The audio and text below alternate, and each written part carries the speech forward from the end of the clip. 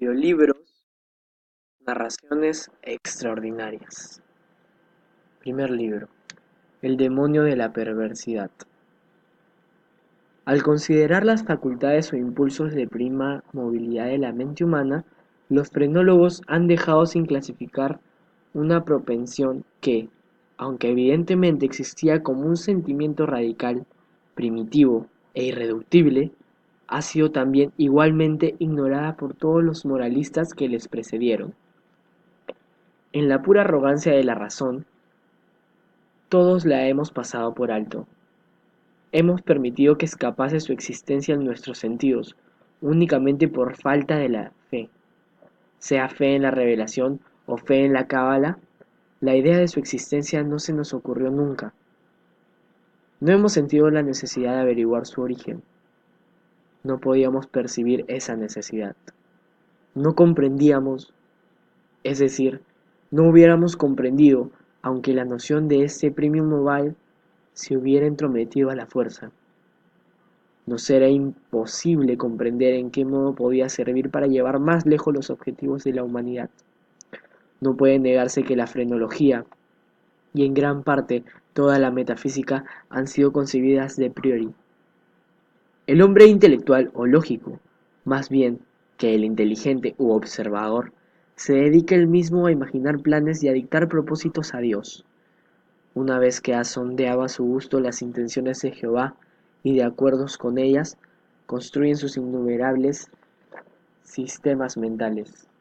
En frenología, por ejemplo, determinaron primeramente como cosa natural que era designio del hombre de Dios que el hombre comiera.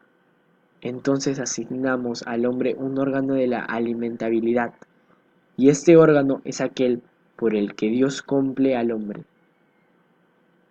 quiere o no quiera, a comer. En segundo lugar, y habiendo quedado establecido que era voluntad de Dios que el hombre continuara la especie, descubrimos inmediatamente un órgano de la amatividad. Y lo mismo sucedió en la combativa, la idealidad, la casualidad, la constructividad y, en suma, con todos y cada uno de los órganos que representan una inclinación, un sentido moral o una facultad de pura inteligencia. Y, en esta disposición de los principios de la acción humana, los superseimistas, con o sin razón, en parte o totalmente, no han hecho sino seguir las huellas de sus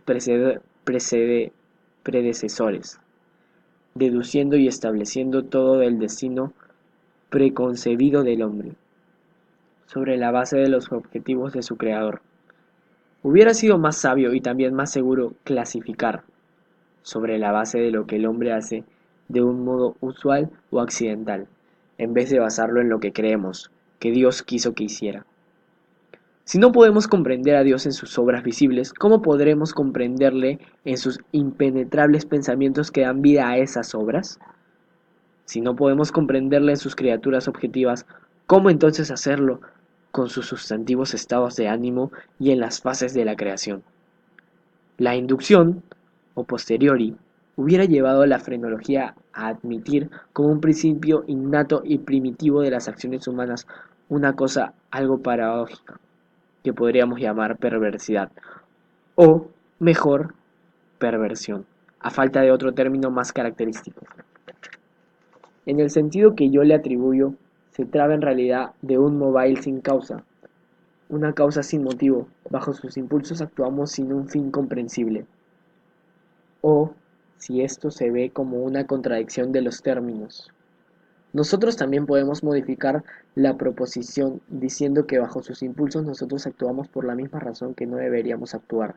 En teoría, no existe ninguna razón que pueda ser más irrazonable. Pero en realidad no existe ninguna de más fuerzas. En ciertas mentes y bajo ciertas condiciones llega a ser absolutamente irresistible. No estoy más seguro de que respiro de la convicción de que el mal o error de cualquier acción es frecuentemente una inconquistable tendencia que nos impulsa y solo nos impulsa a realizarlo. Esta irresistible tendencia a hacer el mal por el mal no admite análisis o resolución, alguna en ulterioris elementos. Es un impulso elementalmente radical y primitivo, estoy seguro, que si diría que cuando persistimos en determinados actos porque sentimos que no deberíamos persistir en ellos, nuestra conducta no es más que una modificación de aquella que ordinariamente procede de la que, en frenología, se llama combatividad. Pero una simple reflexión nos mostraría la falsedad de esa idea. La combatividad frenológica radica, por su propia esencia, en la necesidad de la autodefensa. Es nuestra salvaguarda contra el daño y el mal. Su principio contempla nuestro bienestar, y así el deseo de bienestar sería excitado simultáneamente con cualquier cosa que fuera simplemente una modificación de la combatividad. Pero en el caso de este algo que llamo perversidad, no solo se estimula el deseo de bienestar, sino otro sentimiento fuertemente antagónico, una apelación a nuestro propio corazón. Es, después de todo, la mejor respuesta al sofisma que estamos rebatiendo. Nadie que sinceramente y a fondo consulte a su propio espíritu podrá negar el carácter completamente radical de la propensión en cuestión. Será algo incomprensible, si se quiere, pero se presenta con trazos perfectamente definidos. No existe ser humano que en algún periodo de su vida no haya sido atormentado. Por ejemplo, con un angustioso deseo de esperar con circunloquios o quien le escucha. El que habla se da cuenta de que está desagradando. Tiene la misma intención de ser agradable. Él acostumbra a ser claro, breve y preciso. El lenguaje más lacónico y luminoso está luchando por brotar en su lengua, y solo con gran dificultad se evita dar riendas sueltas a ese manantial. Teme y deplora el enfado de aquel a quien está hablando, pero sin embargo, le asalta el pensamiento de que por ciertos rodeos y paréntesis podría provocar ese mismo enfado. Este simple pensamiento es suficiente para convertirse en deseo, este en impulso incontrolable y este último impulso ante el profundo disgusto y mortificación del que habla, y a pesar de todas las consecuencias, sucumbe la obsesión de un anhelo. Tenemos ante nosotros una tarea que debe ser rápidamente llevada a cabo. Sabemos que sería ruinosa cualquier dilación. La crisis más grande de nuestra vida nos reclama con clarín de urgencia la inmediatez y energía acción. Nos consumimos con la idea de comenzar el trabajo. Nuestras almas arden ya con el resultado glorioso obtenido. Es necesario que lo emprendamos hoy y sin embargo lo posponemos hasta mañana. ¿Por qué? No existe respuesta, como no sea la que nos domina la perversión, usando la palabra en el sentido que la venimos dando. Pero llega el día siguiente y con una impaciencia mayor aún se acrecienta nuestro deseo de cumplir con nuestro deber, pero con este mismo incremento de ansiedad también llega un deseo sin nombre de demorarlo, que es positivamente terrible porque es insondable. Con el paso del tiempo el deseo va cobrando fuerza. Solo tenemos una hora para la acción y temblamos ante la violencia de conflicto que se plantea en nosotros, de lo indefinido con lo definido. Entre la realidad y la sombra. Pero si la lucha ha llegado hasta tal punto, si es la sombra quien prevalece, habremos luchado en vano. El reloj marca la hora de la agonía de nuestra felicidad, y al mismo tiempo es la hora del cantáquido de los fantasmas que duran tanto tiempo. Se han cernido sobre nosotros.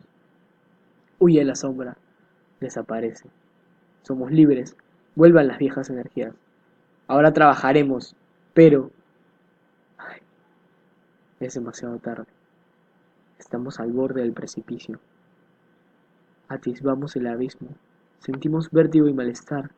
Nuestro primer impulso es retroceder ante el riesgo, pero inexplicablemente nos quedamos. Poco a poco nuestro mal está, vértigo y horror, van diluyéndose en una niebla de un sentimiento indefinible, por grados todavía más imperceptibles. Esta niebla va tomando forma como hace el vapor de la botella de la que surge el genio de las mil y unas noches, pero esa nube muestra que se levanta el borde del precipicio, adquiere una forma cada vez más palpable y mucho más terrible que cualquier genio o demonio de una fábula. Y con todo, No es sino un pensamiento que hiela hasta la médula de los huesos con el deleite feroz de su horror. Es simplemente la idea de pensar cuáles serían nuestras sensaciones si nos hubiéramos precipitados desde la altura. Y esta caída, este impetuoso aniquilamiento, por la misma razón de que supone una de las imágenes de la muerte más espantosas y horribles que jamás se hayan presentado a nuestra imaginación. Por esta misma causa, le deseamos con una mayor intensidad y porque nuestra razón nos aleja violentamente del borde, es precisamente por lo que nos acercamos a él con mayor ímpetu.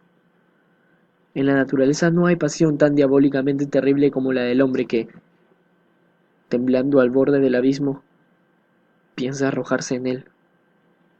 El permitir por un momento que el pensamiento se adueñe de nosotros, de estar inevitablemente nos lo prohíbe, aunque precisamente por eso no podemos evitarlo, si no hay algún brazo amigo que nos detenga.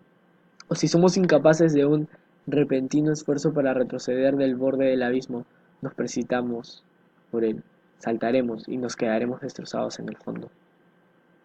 Si examinamos estos actos y otros semejantes, veremos que únicamente son el resultado del espíritu de la perversión. Los realizamos simplemente porque sentimos que no debemos hacerlo más allá o detrás de esta. No hay ningún principio inteligible. Y en realidad podríamos considerar esta perversidad como una instigación directa del demonio, si no se hubieran visto que en ocasiones esta perversión puede contribuir a la realización de un bien. Si he hablado tanto sobre ese tema, ha sido para poder contestar en cierta medida nuestras preguntas, para poder explicarnos la razón por la que estoy aquí, y para ofreceros algo que tengan al respecto, aunque débil, de la causa de la que se debe el que yo ahora esté encadenado y de mi reclusión en esta celda de los condenados a muerte. Si no hubiera sido tan proligio en mis explicaciones, ustedes posiblemente no me habría comprendido del todo, o como el vulgo me habrías tomado por loco. Con esto fácilmente comprendéis que no soy sino una de las incontables víctimas del demonio de la perversidad. Es imposible que ninguna hazaña de aquella naturaleza se haya planteado de manera más concienzuda. No escribiré los sencillos artículos de los que me valí para sustituir en la palmatoria de su dormitorio una vela de cera de mi propia fábrica por una de ahí había. A la mañana siguiente se la halló muerta en la cama. El veredicto de los forenses fue muerta por visitación de Dios. Heredé su fortuna y durante algunos años todo marchó sobre ruedas. La idea de que se descubría nunca se me pasó por la cabeza.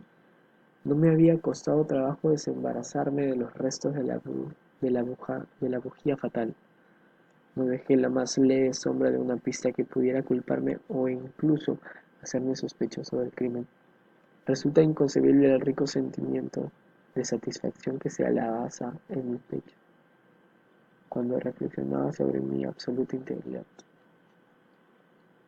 Durante un periodo muy largo de tiempo me acostumbré a regocijarme con aquel sentimiento. Me proporcioné y me proporcionaba un deleite más real que todos los simples beneficios mundanos que conseguí con mi crimen.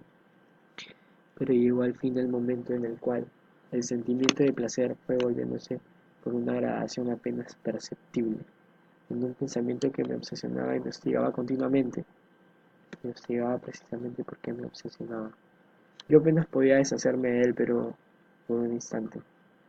Es una cosa harto frecuente, que a veces nos sintamos incómodos por el ruido continuo de nuestros oídos, una especie de sonido, o más bien en nuestro recuerdo del estribillo de alguna canción conocida o de ciertos fragmentos de una ópera. El tormento producido no es menor porque la canción sea buena o la ópera meritoria. De este modo me vi yo, al fin, perpetuamente atrapado, reflexionando sobre mi seguridad y repitiendo en un tono muy bajo la frase, estoy a salvo. Un día, mientras deambulaba por las calles, quedé sorprendido al darme cuenta de que estaba murmurando casi en voz alta las sílabas inevitables en un acceso de petulancia. Las repetía moderándolas de esta forma. Estoy a salvo. Estoy a salvo, si no soy lo suficiente loco como para hacer una confesión total.